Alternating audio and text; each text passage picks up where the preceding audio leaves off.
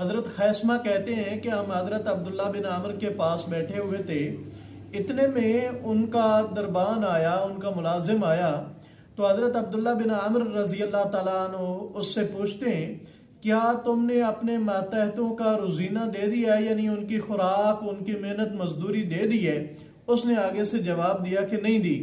तो हज़रत अब्दुल्ला बिन आमिर रज़ी अल्लाह ताला अन्हु से रसूलुल्लाह सल्लल्लाहु अलैहि वसल्लम का फरमान सुनाते हैं कि नबी पाक सल्लल्लाहु अलैहि वसल्लम ने इरशाद फरमाया, कफ़ा बिल मरी इस्मन, बंदे के गुनाहगार मुजरिम होने के लिए यह काफ़ी है कि जिनकी वो रोटी रोज़ी का मालिक है और वो रोक के रखे।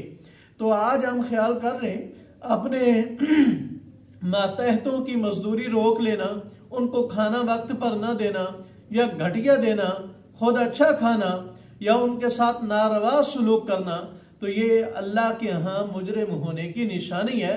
तो अल्लाह करीम से दुआ है कि अल्लाह ताला हमें किसी का हक मारने की तौफीक ही ना दे।